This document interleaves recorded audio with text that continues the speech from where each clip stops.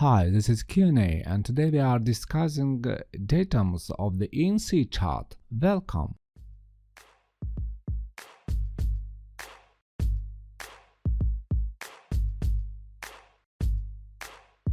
There are several types of datums using ECDIS, and this we have to take in account.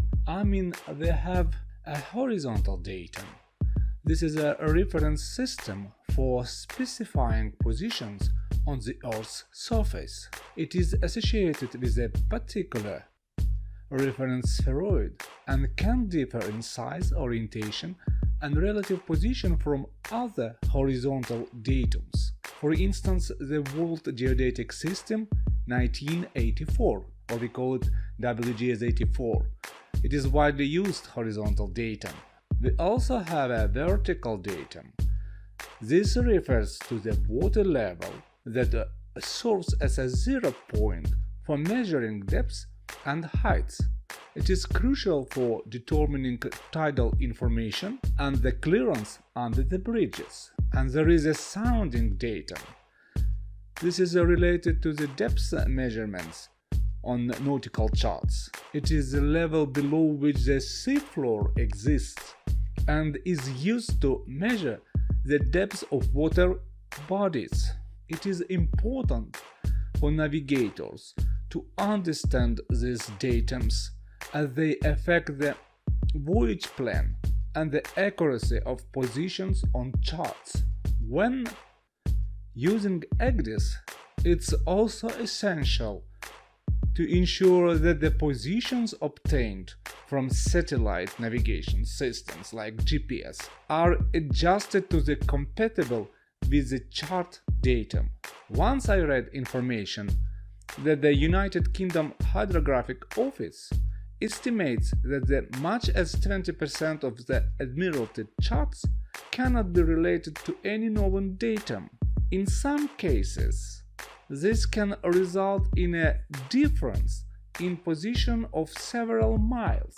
Also, we know the fact that the Earth is assumed to be spherical in shape for the purposes of sailing calculations and practical navigation.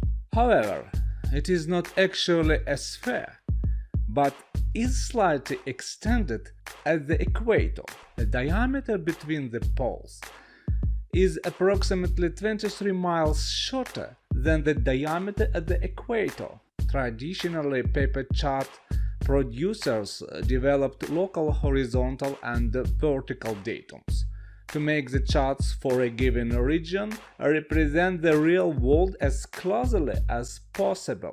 All ENCs use WGS-84 datum, which models the Earth as a sphere, so that GNSS positions may be plotted directly to the ENC.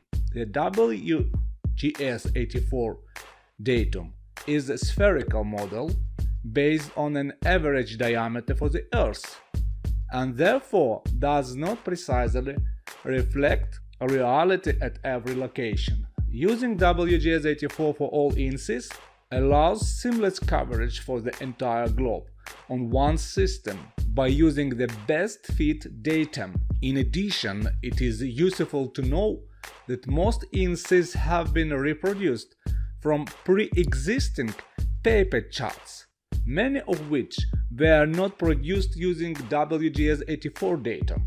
Converting paper charts from local best fit datum to the WGS-84 best fit for the world datum is achieved by using a mathematical conversions formula for the position of each charted object. This means that plotting a GNSS derived WGS-84 latitude-longitude position of the vessel on ENC may be done directly by the ECDIS. However, transferring a position to a paper chart with the local datum without using conversion factor may result in a difference of hundreds of meters. In many cases, all the paper chart use datums for which the relationship to WGS-84 is not accurately known. Information concerning the differences between satellite-derived position and position on affected cells can be found using a cursor for peak report.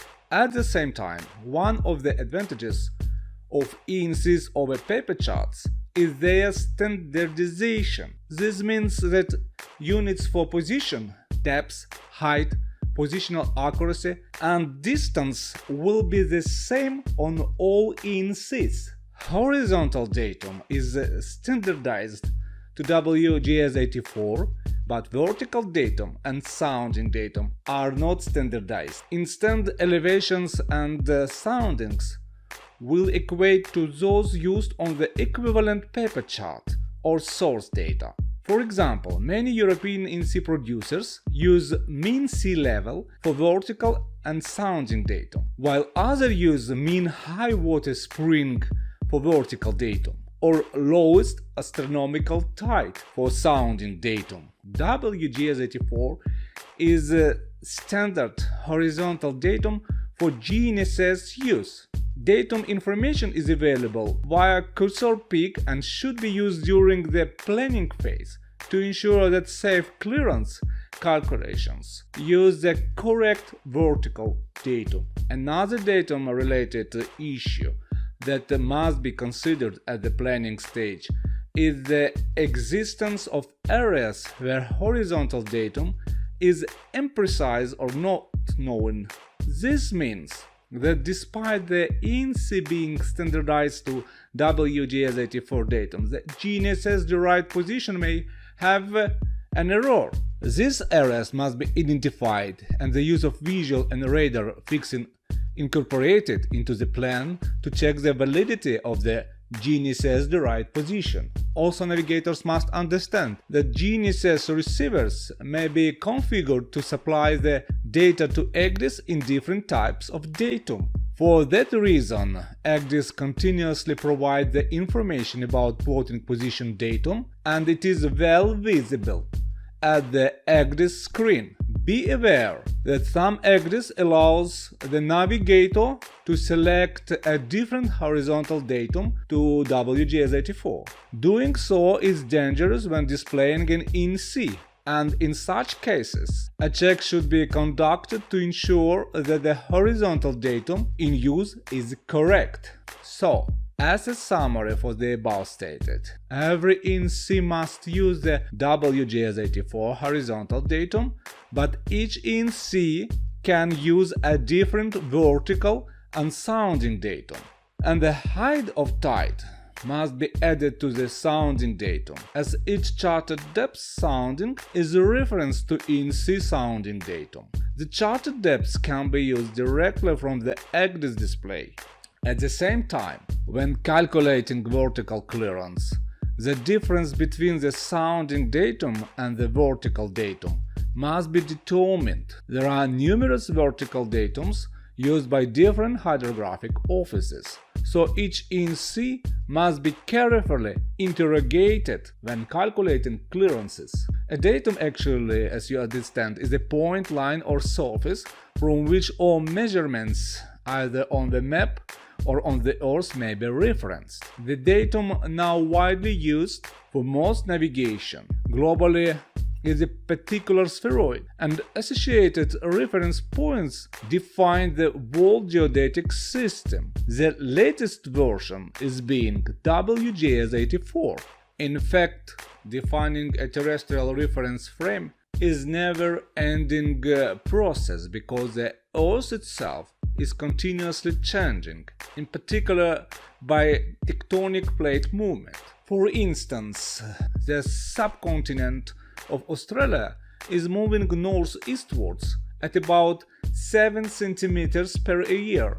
Also, as example, I want here to say that the Russian GLONASS satellite navigation system does not use the WGS84 datum. Instead, it uses a datum known as a PZ90, which is based on a different set of reference points. Because the points are different, the reference frame is not the same to the WGS84 and so slightly different latitude-longitude positions result for any fixed point. The need for a common framework is evident and has been met by the International Terrestrial Reference Frame, which is regularly redefined to take into account tectonic and other movements. Nowadays, both WGS-84 and PZ-90 are kept quite accurately aligned to the International Terrestrial Reference Frame, and for normal navigational work can be considered to be identical.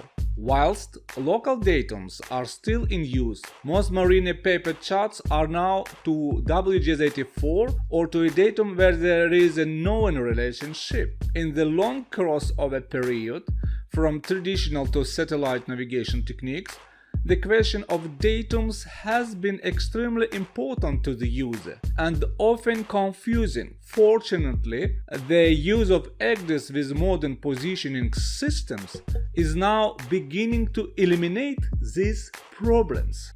Thanks that we are having EGDIS nowadays.